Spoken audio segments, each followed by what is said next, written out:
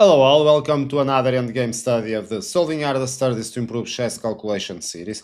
This endgame study comes from the great Russian chess composer Abram Gurvich. It's one of the latest compositions he made. I think this is really brilliant, really brilliant. Uh, it's why to play and to win. As always, I suggest you watch the guide if you haven't. If you are already prepared, then the main countdown of 10 minutes will start, and then I'll start with the guided solution as soon as the countdown finishes.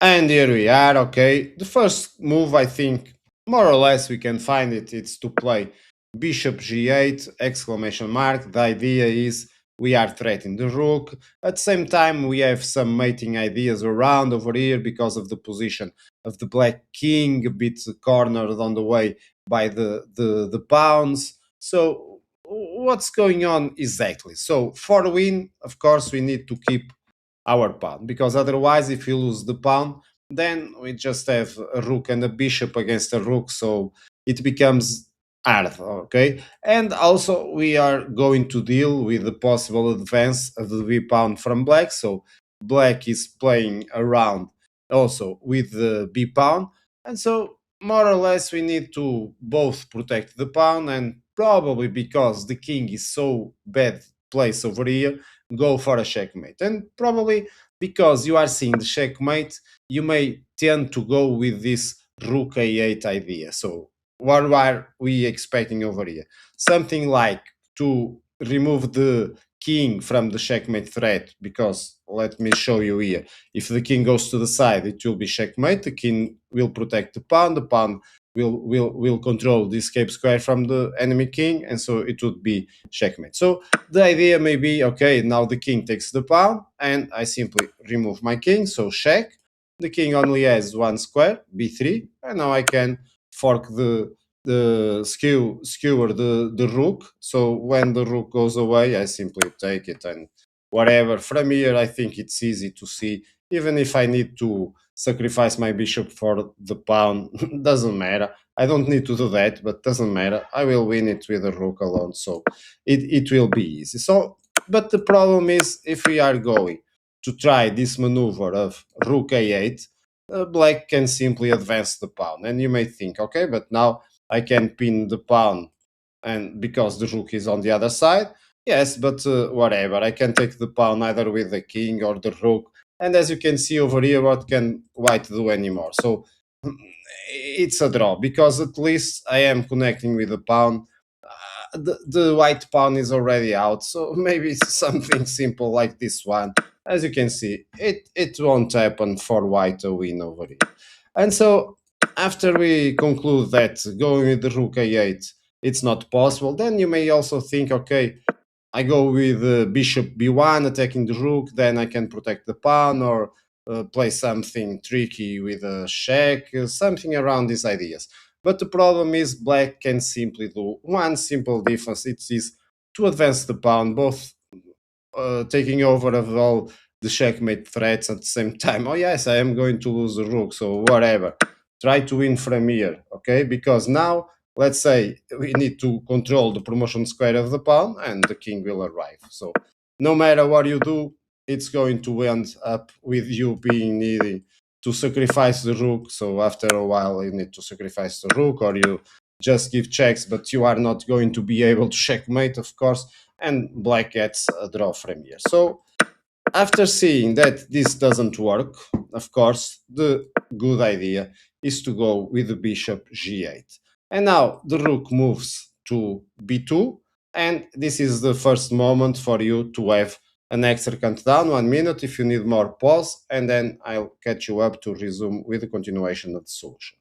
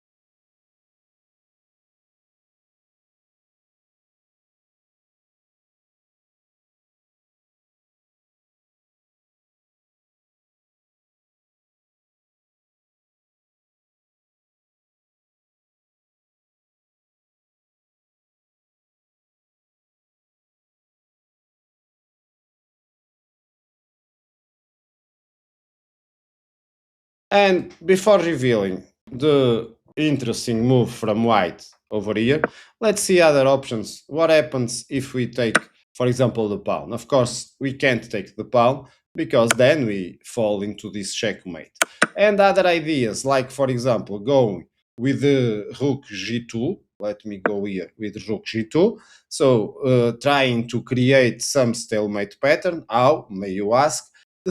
Let's say, for example, I protect the pawn, so now I am threatening checkmate. And the idea from black is to go and sacrifice the rook. So if the king now takes the rook, it's a draw by stalemate. It would be a big blunder, but the king can move away, so there's no possible way for white to win, for black to survive over there. So the only move is to go with rook b2. So this was also to explain why rook b2. And now you had the countdown, and I hope you found it. It's not easy. It's a brilliant one. It's to go with bishop c3. Yes, yes, you may wonder what's going on over here. Can't I take just the bishop? Yes, you can. But let's see first what happens if white tries bishop c4 with the idea, okay, you take the pawn, which would be a return of the blunder. And now white can simply go with king b6. Notice that now I am threatening a checkmate, and black can't stop it. Can advance the pawn, but now I bring the king to c5, and there's no way to stop the checkmate anymore. And white would be winning. And so what's the problem then with bishop c4 if this is so good? Well, the problem is black can advance the pawn again, so releasing the king to an escape path. And what can we do now? We already saw that we can't lose the a4 pawn, so over here we get a draw anyway. So bishop comes to b3, a surprise move, and now black, of course, is going to take the bishop. So this will be our main line. This is, of course, but let's see what happens if black goes with this interesting idea. So black is playing something smart over here. You get 1 more minute for this variation, and then I come back to explain and continue for the solution.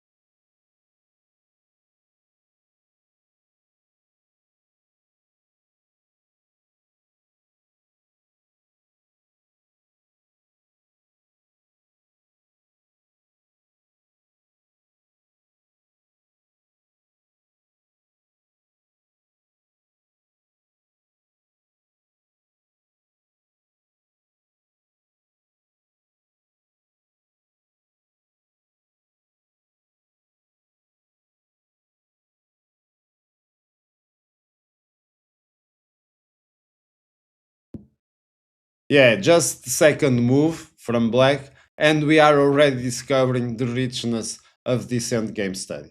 Of course, over here, I think it's obvious we can't accept the rook. It's a Greek offer. Because what happens is the king can't go anywhere, and it's not check, so black saves the day with a draw by stalemate. So this is not an option for white. So white may try to wide the rook to the other side, but then we offer the rook again with the same idea. If you accept, it's a stalemate. If you go to e8, it's the same thing. So over here, it's not easy to find an idea for white. But maybe you think, okay, but if I go to a8, then I can remove my king when you check me, and I avoid the draw. Yes, but not enough, because the king goes to b8, of course. Now I can move my king. I am threatening checkmate over here. Maybe white can advance the pawn. So let's say a5 check. Yes, but whatever. I keep the control of the position. If you try the bishop so you can avoid the checks, I can check, the bishop comes, and then I can go to the 7 again. And so this is more or less an easy draw for black. So going to a8, also not possible. So the only good and brilliant move to escape this stalemate idea from black, this very clever idea from black, is to go with rook f8. It's the only way. Notice that, for example, if you go to c8, you get the forced stalemate by checking the king. The king now has only two squares, so I offer the rook in front of it. So if it accepts, it's a stalemate. So the king needs to move to the side, but can't escape the perpetual checks anymore. So not easy, not easy. But if you have found rook f8, brilliant one. Why this saves the day for white? Because now the rook offers the rook again, but now the rook can go to a8. And what is the difference by going directly and going only now? Because now we are controlling the checking square from f7. Very clever idea. So from here, it's impossible. The rook can move, but it won't avoid check and checkmate. Very clever idea from black, but we had this one to discover, rook f8. So let's go to the main line. We are almost finishing. Very short endgame study, in depth of moves, but very rich in ideas and what's going on over here. So I accept the bishop, and so the final countdown for you. How can white win from here? It looks simple, ain't simple. How can white finish this one?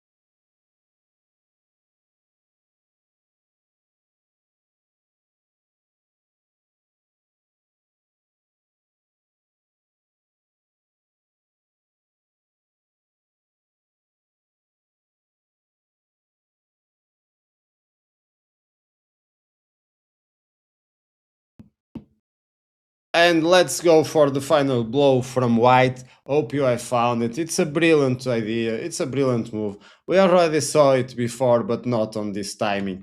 And it's, of course, rook a8. Brilliant one. Black can't escape checkmate. Let's say, for example, we bring the rook to the side. Well, the king just moves to the side. There's no escape for the king. It's a checkmate in the other area. The rook is controlling the pawn, which is also controlling one escape square. So very discovered check for a checkmate. And of course, if the king accepts the pawn, then we just go with our king to b6 and checkmate it again. Notice that there's no escape from here. Of course, other moves from white would not be able to keep the win alive. So we get this one, which is a brilliant way to finish this study. Hope you have enjoyed, and as always, I catch you up with future videos. Bye bye.